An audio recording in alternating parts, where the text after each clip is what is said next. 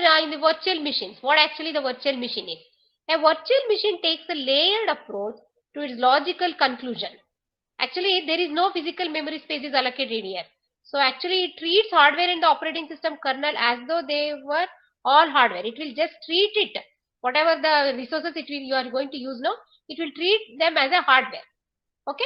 So here it provides a layered approach to its logical conclusion. Only the memory is allocated in the logical form, not in the physical form yet.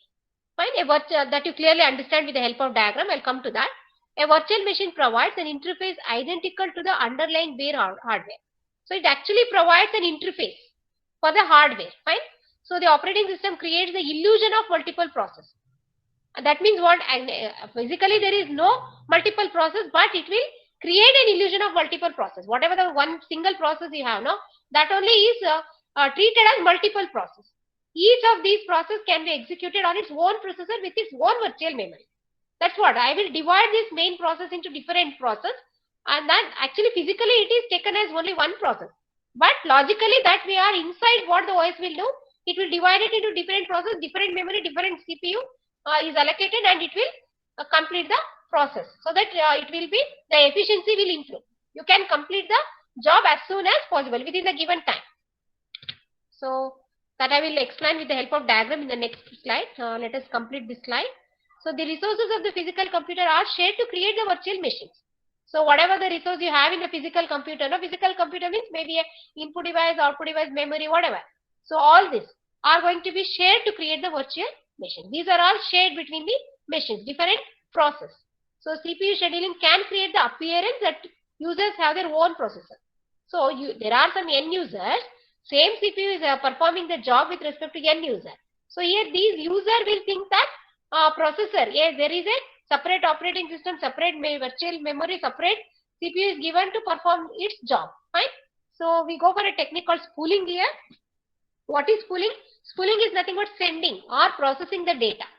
So when you transfer a data from one file to another file, how actually it does?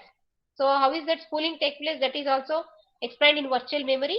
Then it can provide the virtual card readers and virtual line printers. That's what you are dividing this resource.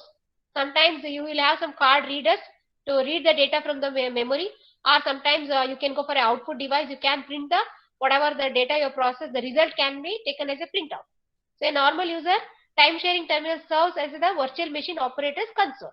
So normal user will share the terminal serves. Terminal means what? Again, the system. Fine.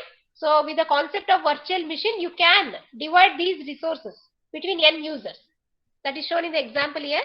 See, I have two diagrams here. Diagram A is non-virtual machine, non-virtualization. Virtualization is not done. Diagram B shows the virtualization concept. I think first one you all know here. So what are the different layers I have? The layer 0 I have hardware. Top layer I have process. Process means what? The program. The program in execution. Before that you assume that user is there, application layer is there. Then user has written the code. That program is in now execution. That is called process. So to complete this, I have the kernel to take care of all the responsibilities. So this is about a non-virtual machine. Now how I will convert it to virtual machine? So I have an interface for that, program interface. So see here, this process I am dividing into three processes. I have three processes. Now physically this is only one process, but logically this is how user will be treated like this.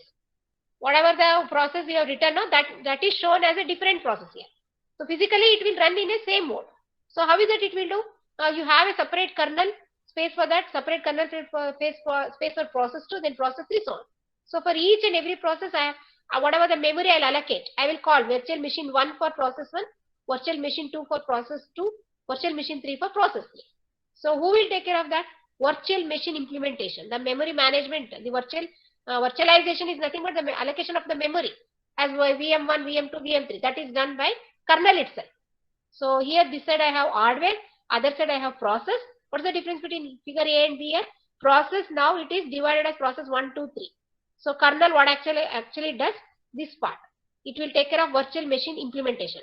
The virtualization is done with respect to memory. How is that? It will divide whatever the memory is available, that is divided as virtual machine 1, different layers you can take. VM1, VM2, VM3. Right? Now for VM1, Kernel 1 is going to take the responsibility of process 1. Kernel 2 will take care of responsibility of process 2 in VM2. Kernel 3 will take the responsibility of execution of process 3 with respect to VM3. So that is how the process will run. So if you do this, then it is easy to complete the job. Otherwise, you may take